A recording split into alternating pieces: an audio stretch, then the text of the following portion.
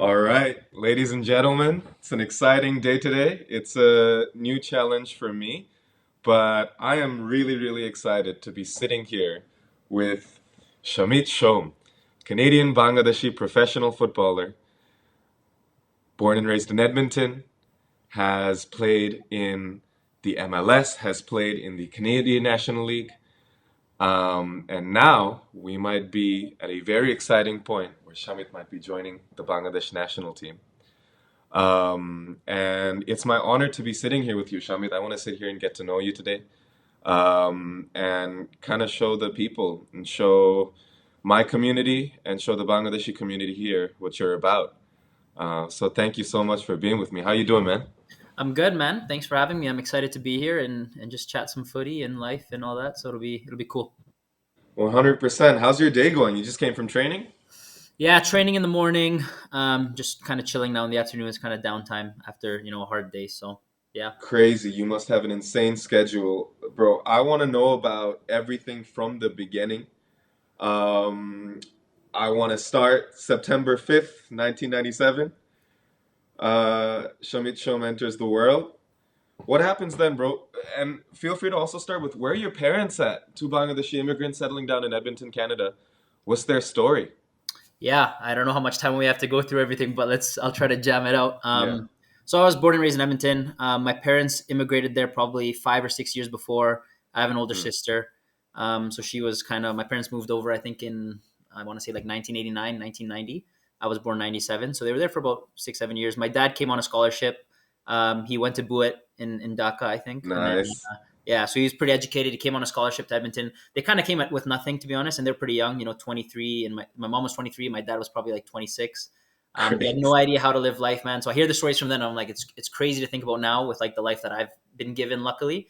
But yeah, I mean, they came with nothing. My dad worked his way up. My mom started school when she came here. She was a zoologist in Bangladesh, so that's what she studied, which is No probably way. pretty common from what I heard. She didn't use it in Canada, but she kind of went back to school right around the time that I was born. So, from the day I was born, I was surrounded by, hardworking parents that kind of put me in the best position possible to succeed. And it's hard, being an immigrant, like the stuff you have to go through. Even back then, more so when immigration was pretty new, and now we have an influx of immigrants, which is great, and we're getting more people here. But yeah, and then from a young age, they threw me into football just because that was the only sport they knew, right? They didn't really know hockey, football. It's not really a thing back in Bangladesh. So yeah, my dad threw me into soccer when I was like 4 or 5. And then, I kind of just worked my way up the ranks playing youth soccer. I started playing up a year, people, parents of like teammates were saying that I was, better than people thought, or that, I had a bit of quality, so that, my parents should think about me like, going into the club level or going to a higher level of like youth soccer. And then, yeah, it kind of just trickled all over down from there, to be honest. Crazy. Um, and we'll get to this in a bit, but you have so much on your plate, particularly when you were in Montreal. And again, I'm skipping ahead a little bit, but you were here literally doing a degree in engineering, in electrical engineering, correct? While also playing for Montreal FC, which is ridiculous. But that drive and that ability to do multiple things at the same time, did you have it from the beginning? And if you did have it from the beginning, what was it motivated by? Was it motivated by fear and structure, or was it motivated by like drive and motivation? Like, I really want to do all these things. Yeah, it's funny. It was a mix of both, I'd say. And I'll go back to like when I was in junior high/high school and I was playing youth soccer, and I was starting to get into the competitive level, starting to take soccer seriously. But at the same time, I was starting to fail. Like I wasn't doing as well in school. I started getting B's and C's or a little bit, which is bad for parents like ours. And so my mom actually threatened me in junior high. She's like, "Yo, if you don't do better in school, I'm gonna pull you out of soccer. You're done." And that was like the flick of the switch. And then I started trying harder in school. I started doing better, and I started realizing, okay, I'm actually like good at this. Like I can do it if I try hard, if I work hard. And then as I got older, it kind of actually turned into like a passion of mine, where I did like the studious side. My dad, they both went to school. I saw them. I saw my mom going to school. My dad's an engineer. I always looked up to them. So it's something that I actually did want to do as well as play soccer, if that makes sense. And growing up, my main goal was actually just to play soccer to get a scholarship to the university level, to get a full ride, so that school was taken care of and I could get an engineering degree. Then the whole professional football opportunity came up, and part of me was obviously open to just like leaving school behind. Let's just focus on soccer, live my life, which I think I could have done. at the end of the day, I'm glad I didn't, because I think the amount of things that I've learned from going to university in terms of just like building, meeting friends, like stuff like that, is really not attainable if I was just being a professional soccer player, just isolated. Because you are really isolated as a soccer player. That's the truth. You go to practice, you come home, you don't really go out, you don't really do stuff because you don't have time. So you're just kind of surrounded by your teammates. You don't get to mix with people. So yeah, I mean, when I was in Montreal, that was kind of like one of the triggers that allowed me to go to Montreal was that I would continue doing my school. I think my parents kind of made that a must, and it's fair looking back at it. And it was a grind, man. I would train in the mornings. I would drive back home. I lived close to the training facility. Hop on the metro, take the metro to class. Concordia was directly related to the metro. So it was a grind, man. And now looking back on it, I don't know how I did it, but I guess when you're younger, you have the energy and you have the drive and the commitment. So. Insane, insane. I don't know how you did it. One other thing that I wanted to know about is that, through the years, a lot of your coaches have said that one of your biggest strengths is actually your game intelligence. And you had a maturity and an ability to read the game. Did you have that in the beginning? Apologies for the police sirens. What was that, reading the game from a young age? How do you get into that mindset? Honestly, I don't know, and I think it's just something that I've been lucky is something that I've just picked up on when playing. I don't know if it's the way I see the game, if it's my background of being focused on academics and having that side of it. Maybe it is, but yeah, it did become a trend when I was young and just entering the professional game, and I think a lot of it is maturity, I guess, and I don't know where it came from, to be honest. And when I look back on it, I have no idea how I picked up on this, and it's not like I grew up watching football every day. I was busy hanging with friends, having a fun time. But yeah, I don't know. I think it's just the way I was raised. There's like a complexity of like deeper understanding of trying to understand things. And I guess maybe that's where it came from. And yeah, it is part of my game now, and I can definitely see that compared to other players or places that I've been, I do have a little bit better of an understanding of the game. I would think. When you were first starting out in these academies and stuff like that, were you usually the only brown guy there? Oh yeah, 100%. Almost like even my youth team too. There's probably like three or four on my youth team. Okay, fine. Once you got to the academies, really, Yeah, really bro. scarce. Especially in Alberta, like, because in Toronto, I imagine it might be a bit different. But did you feel you were ever underestimated because of that? Maybe I don't know for sure. Looking back on it, like there was never really that anything that highlighted that to me. But I definitely did notice was that there weren't many guys like me, and it's common, right? It's not something that's maybe not supported, or you just don't get the family support or the time and commitment. So So how'd you make friends? How'd you socialize? Would you go through bouts of loneliness and stuff? Like, how'd you deal with that? yeah, it's interesting. I wouldn't say I went through bouts of loneliness because I was still in school at the time, so I had my school friends and all that. And it's funny, all my school friends were guys that looked like me. They were Indian, Bengali, Pakistani, Arab, some were Asian. But I But actually, you're sorry. But was it, sorry to cut you off, but that's also interesting because I'm just picturing like you're you're hanging out with the brown kids in Edmonton, but you're out here playing pro soccer. I mean, this is the dream Hmm. of every brown because we might not be a big footballing subcontinent in that sense. We are a huge football watching and FIFA playing continent. I mean, we are obsessed Hmm. with a lot of that. You're living the dream. I mean, so just like was it easy also being in both communities at the same time then? Because how are you not just distracted by everything all the time? There's so much happening. Yeah, and to be honest, that's a really good point. It was distracting. There are like things that make it tough. When you go out to like family dinners with like family friends and they're feeding you biryani, chicken roast, and all this stuff, and I'm like, geez, I Yeah. start stuffing myself. Next day at Yeah. training, I feel terrible. You know what I mean? Oh my So God. so it is a balance, but I'm also lucky to have experienced both. I can't imagine going to soccer training with a stomach half full of borhani. Like, I've learned to control biryani, that's myself. crazy. Yeah. That's crazy, man. So okay, we skipped ahead a little bit, and basically how I want to do this, I want to do some like basic life stuff with you, and then we have a really fun quick fire situation at the end where I'm just gonna hit a bunch of stuff with you. You're an Perfect. Arsenal fan. You're a Gooner. Are you a diehard Gooner? Have you always been like from a young age, or like where'd that come in? Yeah, I'd say I'm a pretty diehard Gooner. I think they're the team that I started watching when I was younger, when I was probably 6 or 7. The Invincible eras, the Thierry Henry, Cesc So Fabregas era. you were how old during the Invincible era? Man, I was probably like 7 or 8 to be honest. So I got like I got the end of it to be honest. Yeah. That's the impressionable age, and that's when most kids choose their allegiance. um or like yeah, until like that 12 years old situation, because like I'm I'm a United fan. That's what's Wow. up. We're going through a tough time right now, but Tough. hey, I my first season that I saw fully was our last season. I'm sorry, with Van Persie. So just like, I'm sorry about that. But and that stuck with me so much, and that glory stuck with me so much. What was it like being an Arsenal fan when you were 7 years old? They just did the Invincibles. What was that like? Man, they were the kings. They're untouchable, and I Take just me love the way back. I just love the football they play too, right? Like they were the old school Barcelona before Barcelona became a thing. They were the Barca of the Prem, just like tic tac. So I love Cesc Fabregas. I fell in love with Cesc Fabregas before he betrayed us and went to Chelsea, and like Van Persie did. But yeah, Is he the first player you kind of started basing your play around? yeah, definitely. I think as a midfielder and just his vision. I mean, he's a baller, man. Yeah. So And he started so young. He was that wonder kid as well. What, like 16 at his first appearance, something like that. Now we take it for granted. Now you have Lamine Yamal's and Ansu yeah, Fati's and whatnot and Kobe Manu's, but still back then that was crazy.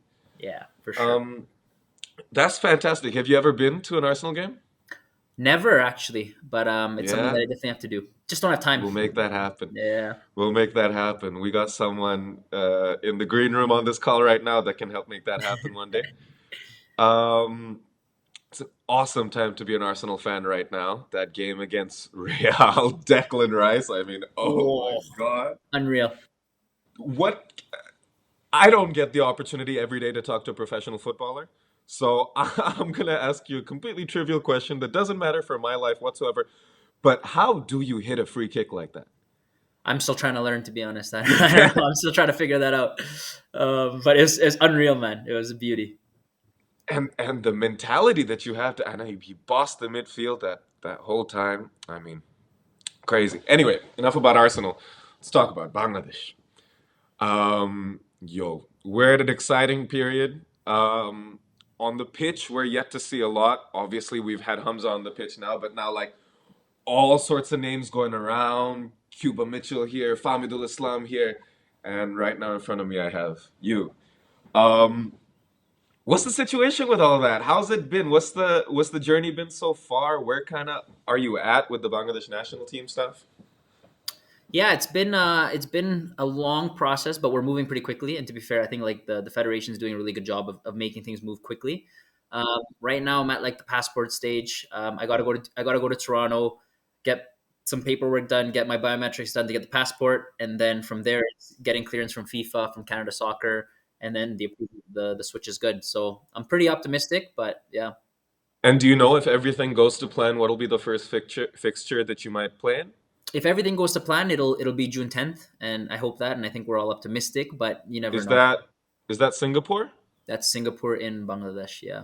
Fun fact, you know who we won our first ever national game against? It was Really, Singapore. Yeah, really, wow, 1973. wow. Um, Bangladesh national team has had a crazy journey over the past 50 odd years because there's been a lot of ups and downs, and we've had moments of like, we're going to get development in, but then various things happen. But I don't think we've ever felt like we felt now, where we're getting players from the diaspora that are actually getting developed in some of the best academies in the world and coming back. If you are to come back to the homeland, what do you want to impart on the youth? What mentality, what teachings do you want to bring into this team? Um, and we'll get a bit more into tactics, and I want to ask you kind of what role you want to play tactically. But I want to think emotionally and drive wise and almost philosophically. You've been through the gauntlet. These kids are really going to look up to. What do you want to tell them? Yeah, man. I get asked this question in general, but it's interesting now, with the whole Bangladesh concept incorporated into it. But man, for me, it's always the same. It's work ethic and like drive and desire. You can really do anything that you put your mind to. I think if you're really committed to it. And I think that's where it came from for me. I'm not the most talented player. I wasn't given the most talents, but I've worked hard to be where I am. I could tell you the amount of like, there's so many players that were when we were younger that were better than me probably. But in the end, I'm here. I'm the one that's playing professional, and not them. And I'm just fortunate enough in that situation. But I think also, you got to have that drive, that work ethic, that desire. And it's more than just words, right? You got to implement it and put it in action. So I hope the way I play can also show that. I'm curious how that'll go in the 30 degrees heat, but I'm excited for that. Yeah. Let's talk about that a little bit. What kind of role do you enjoy playing the most, and what do you think suits your play the most?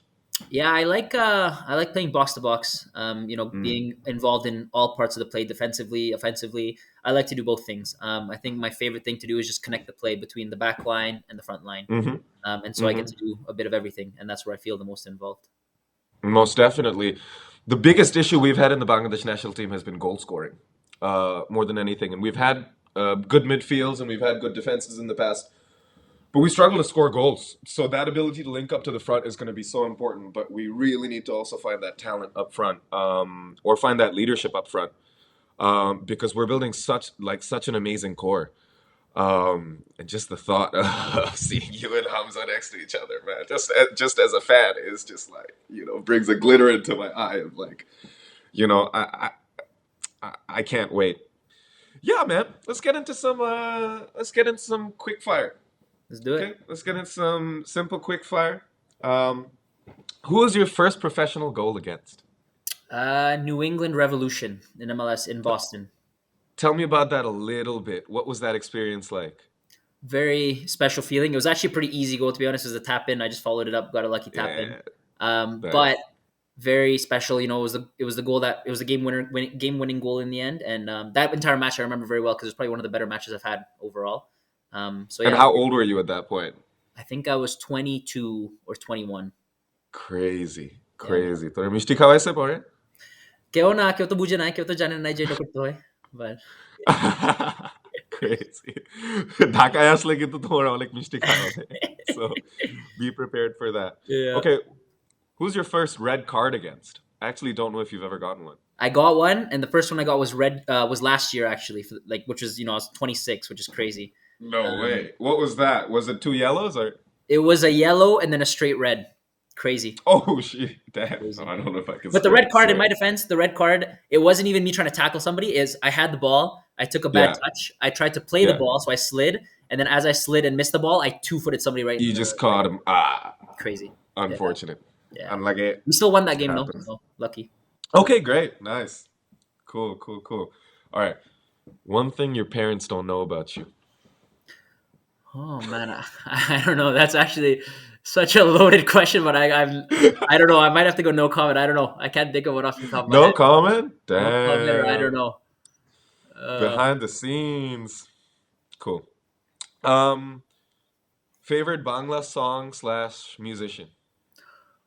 Oh, that's a hard one. I don't know enough to be honest. I know you put me on some songs and I've been jamming out to them. Yeah, yeah. Right now, I'll say you're my favorite musician because that's the one I'm most Ah, familiar with. Easy appreciate answer. it. Appreciate it, bro. Okay, appreciate it. Favorite song, period, and especially if you have a pre-game song that you go to. I don't have a specific song that I always listen to. I just kind of listen to what I'm vibing with in the moment. I listen to a lot of Drake, a lot of Kendrick, which is funny because of the beef. But I like listening to both sides. Different vibe from each. But yeah, I'm overall just an R&B hip hop kind of guy. Hell yeah. All right. Poutine or biryani? Ooh, that's it's got to be biryani, man.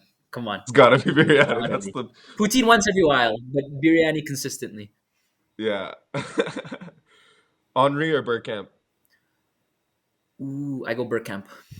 Bergkamp. I go Really? Burkamp. I go Okay. Burkamp. Yeah. Why? I don't know. I just maybe it's a little bit of I don't know. I've worked with Henri before, and he's a baller. He's the man. He's the legend. But I Of picked course. Burkamp. Maybe I'm a bit bitter with how it went to Montreal. I don't know. Yeah, 100%. And like, I like to hear that. I know a lot of people have asked you about the Henri stuff, but I'm sure you have so many other incredible people that you've worked with. Um, so yeah, we won't even touch on that. Best player you've ever played with, not against, but Oh, could yeah. be someone even in the youth team. I'd say it'd be Nacho Piatti was with Montreal. He was, he ran that league too. He was the kingpin of Montreal. Youth team, I would say Alfonso Davies. Obviously, I played with him up until like the U23 level Fonzie. and senior team, and he's you can tell Mm-hmm. Mm-hmm. Was Wanyama in the Montreal team when you were there? he was, and he was so good too. But by the end, he was towards the end of his career. You could tell how good he was. I mean, you just couldn't get the ball of him. He didn't even check his shoulders. He just took a touch and then just bodied everybody. Crazy. Yeah, he was a monster. I can What's Victor Wanyama like? I've never had the opportunity to ask a human being that question, but Dude, honestly, out of all like the higher play like big profile players that I've played with or against, he's like probably the most humblest, nicest guy. Just so oh, genuine, so nice. Yeah, I don't have a word wrong with him. Super good guy. Shouts out Victor Wanyama. Shout out Victor Absolutely. Wanyama. Okay. Mertesacker or Koscielny? Koscielny. I'm not a big Koscielny? Murdersacker guy. Yeah, I like Koscielny was a monster back in the day, man. Yeah. Shouts out Per. Um, one part of your Bangladeshi roots that you bring onto the pitch. I think my passion. Um, Mm-hmm. I think you can tell that I'm very passionate about the game in the way that I communicate with players, the way I, you know, perform and the intensity I try to train at. It all comes from Yeah. passion and just loving the game. 100%. One part of your Canadian roots you bring to the pitch. Oh, that's interesting. I don't know what I'd say there. They're both good questions to be honest. I don't know. I think bringing a sense of calm and like level-headedness. I think especially from like the Bangladeshi culture, there's always a sense of franticness or rush, or kind of aggressiveness almost. And I think being from Canada, there's a little bit of level-headedness or calmness or peacefulness, which you can bring into the game to kind of be like a calming presence when everything goes chaotic. Yeah. Yeah. It's funny how those kind of balance each other out. You Composed know? intensity is how I say it. Just a mix of both. Composed intensity. Love that. On that note, best piece of coaching advice you've ever gotten. Best piece of coaching advice I've ever. I think this is the one that I can just think of in the first place, and I'm just gonna go with it. I used to get yelled at so much for dribbling too much or trying to take too many touches in training and in games. And I think the simplest thing the coach said is, Sham, just keep it simple. Play up to 3 touches, move the ball. That's your job in the midfield, and join the attack. And the other one would be actually don't always come for the ball, stay behind the lines and kind of lurk between the lines. And I think that's a big part of where this whole intelligence concept came from, because people would see that I'm not always chasing the ball to get on it, kind of lurking and waiting for the right moment for when the team can find me in the right spot to hurt the team that we're playing against the most like impactful way. So Most definitely. yeah. Okay. Podolski or Arshavin?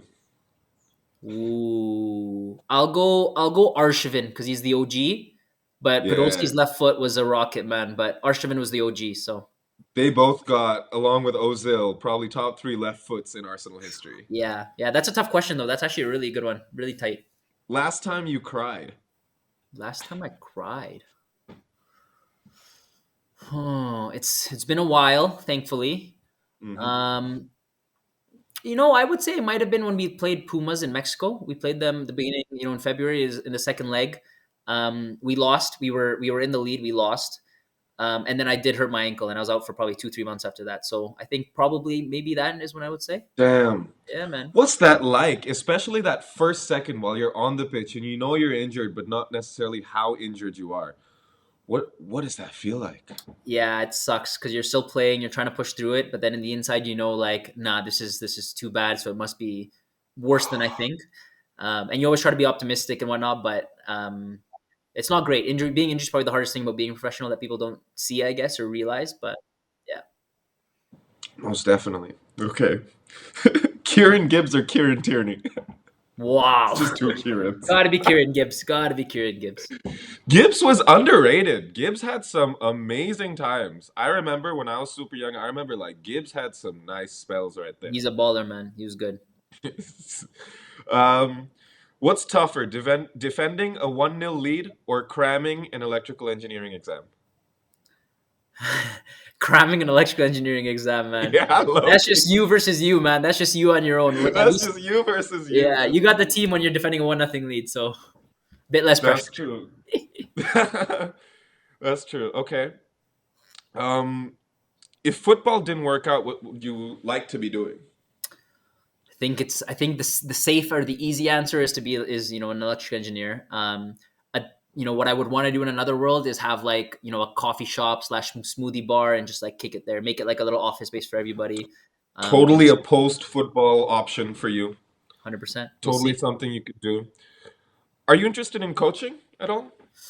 I Bit early for you in your career to think about that, but like, yeah. bit early, and I've been asked this because of people say that I have an intelligence of the game or whatever. But I don't know. I don't know if I would. I think when I'm done playing soccer, I think I'll come to terms with that. And so I don't know if I'd go into coaching. Maybe like youth soccer just for fun. I've done that in the past, and I love working with kids, and it's been fun and kind of helping the next gen. Professionally and academy wise or professional wise, I don't think so. Yeah, yeah. Okay. Three words to describe brown excellence. 3 words to describe brown excellence. Wow, that's also a loaded question. I don't know. Do I just say like work ethic? Speak for yourself, especially because, bro, like you are such an example of brown excellence. Hmm. And there's something thankless about excellence because, yeah, like nobody will ever talk about the hard parts and the parts where you're like, this might not work out, or the lonely parts. And when you're winning, it's great. But when you're not winning, it's you, only the real ones, only the day ones are with you. And Okay. it's those kinds of, but nonetheless, you push through it. Um, how did you reach that point of excellence to have an electrical engineering degree and be a professional footballer and be a Bangladeshi? It's remarkable. It's statistically very significant for you to be able to do all of those things to a successful level. Yeah. How? You know, how? Thank How you, the bro. hell? I How'd you do appreciate it? that. I appreciate that. I would say the 3 words that I think, and to be honest, you made it easy for me. Is I'd say commitment, passion, and then almost having that chip on your shoulder, or thinking that there's not a lot of. It's hard to have brown excellence because it's not common in different fields like that you're in, like with music, with football, in these kind of different roles. Everybody is an engineer, a doctor, a lawyer. But kind of driving the needle and being different, being unique is probably the last thing, and just following your own path, making your own path. Most definitely. Or if you're Matthew Flamini, use your That's the engineering degree to become a gazillionaire. that's the real goal. That's the That's the dream. The real dream. goal. That's what's up, bro. We're gonna make you an electrical engineering magnate in Bangladesh. Um, okay, just a couple more. Who's coming up next for Canadian football? I know there's everything Bangladesh football, but like you came up in the Canadian system. Who's next? Do you know anything in the grapevine? Who's the next like superstar coming out of Canada? I don't, but I do know that I think Canada's moving in a really good direction. With the Canadian Premier League that I play in, with the youth talent coming up from there, with the quality of the team that's now, they're on their way up, and they'll be competing with the big dogs pretty soon. So Yeah, yeah, most definitely. Um, World Cup is coming up, happening in North America. Who's your pick? Who's winning? it's a good one. I've always been a Germany fan. That's what I grew up with. I know it's not Brazil or Argentina like the basic ones, but I've been German. I've been a Germany fan. I don't think Germany's going to win. I think it'll be a Brazil. I'm thinking Brazil will bounce back. Really They've struggled, and Argentina had their moment. I think Brazil needs their moment, and I actually hope they do have their moment because I love them too. I love watching the South American teams interesting, because Brazil are in catastrophic form right now. Like for Brazil standards, for like they're sure. in catastrophic I'm just form. hoping they can turn it around, but who knows? And the balance in their squad is a little off. And I think there's a lot of superstars in there, but they don't know how to fit them all in. But 2026 is a while away. A Yeah, lot can we'll see. happen. We'll see, man. A lot can change. Yeah, 100%. Um, that's all I had in terms of my questions like that. But I mentioned this to you as well, and like I'll be very careful on how I touch on this. I'll be respectful on how I touch on this. But Bangladesh is in an interesting position right now. We're in a really crazy time. Bangladesh is going through a really, really crazy time. Obviously, we know what's happened. We know what's happening politically. We know what's happening socioeconomically. I grew up in Bangladesh. You grew up outside of Bangladesh, but have had to still, be connected to so many things in the homeland throughout your life. There's this big homecoming that could happen soon for you, bro. There's a lot of people that are gonna look up to you, and you can, sort of go about it and just do your job and just do that part. But there is a space for all of you in this new era for Bangladeshi football, to really be role models for a lot of people, and specifically for the youth, because the youth is really lost. It is not even the irony is not lost on me that we're conducting this whole interview in English. It's not going to be accessible to a lot of the most talented players, for example, that are in the country. And something about that should be done, in the future, something like that. But do you realize this sort of like crazy situation you're going into? Do you think about that, and do you think about your role as a leader and someone who could actually push for the development of a whole sport in this whole new country. How does that weigh on you? And again, lastly, just what do you want to say to the people? Yeah, I mean, to be honest, I don't think I have processed what it really means yet. Obviously my phone's blown up a little bit with all the things that have been going on, and I'm still here. There's a separation. I think once I go there, and once I'm in Bangladesh, I'll really feel the impact, or the passion, and what's really going on there. So it's something I'm really excited for. But no, I'm just excited to go there, and I want to earn the respect of people too, because I know I don't just deserve to walk into Bangladesh and think, okay, I'm the man now, right? So I'm going there, and that's almost kind of, I think, something that I can do as a way of leading by example, or showing the generation there. It's like nothing's given to you, and I don't think anything's gonna be given to me when I go there. I'm kind of like, I gotta earn my badge. I'm not like a Hamza Chaudhry who played in the Prem, who's such a big player. I still know what I can do, and I still know the quality I bring, but I'm going in there to earn my respect first, and to lead by example. And I think that's probably how I kind of behave when I'm there, and try to earn that respect, is what I would try to show to the youth. Is you got to go earn it for yourself, man. Otherwise, you won't get that respect or that appreciation, or you won't get given anything in life. Especially coming from Bangladesh, especially as me being a minority player in Canada, nothing's gonna be given to you. So you gotta go out and earn it, and just ball out, or perform to the best you can to get that respect.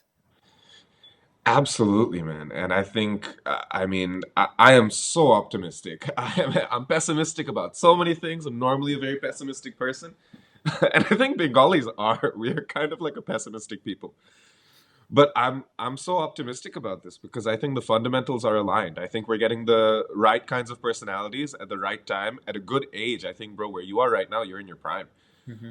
But you also have maturity and you've been through a lot and you can be a leader and you can go to, teenage players and put that arm around their shoulder or have that moment of leadership or be there in the huddle and just say that one right thing that has worked because you've seen it work. You've seen incredible players use these tactics for leadership and management and you can actually apply them. But just when you're there, bro, connect with the people, connect with the youth. You're gonna be busy and you're gonna be hounded, but see where the culture is at, connect with the youth, see what you can to develop football as a sport. I think increasingly, as we deal with stuff like political instability, youth unemployment, things like that, young people need outlets. And we need those outlets to be things like team sports, things like music. I'm trying my best to make sure it's things like music. Um, but it's got to be youth focused because we're a country of 20 somethings. We really are. We're all just a country of 20 somethings, and we're just fumbling around in the dark trying to find the light switch. Um, but we're close, bro. Like it's happening. It's fun times and it's exciting. But I wouldn't have it any other way. You know. Yeah, man. So it's beautiful, man. So that's basically all I got from my side, bro. If there's anything else you want to add on your end, um, feel free. No, man. I think Uh, we covered most things. I'm just excited to, once I get all this paperwork stuff done, to have the opportunity to play there, and represent Bangladesh will be pretty special. And just looking forward to it. Absolutely.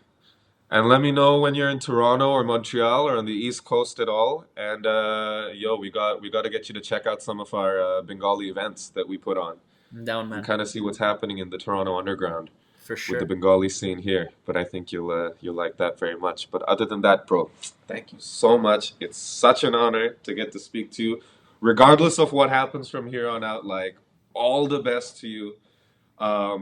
All mad, mad, mad respect to you. It's so, so inspirational. Me, as a brown guy in Montreal, bro, there's barely any brown people in Montreal, let alone Bengalis. I feel so alone here, so many times. And I have my friend circle here, but I can feel so alienated here. And to know that someone like you balled out here, like is just it makes me feel like I can do it. If he can do it, I can do it. It's that simple rhetoric that pushes us forward as a society. I love that, you bro. know Love it. so Yeah. mad love, mad respect. Wish you the best, and we're here to support you. We're here to be there for you. And yeah, I'm excited, man. Dope, man. Thank you. I appreciate it. It was a good conversation. Thank you.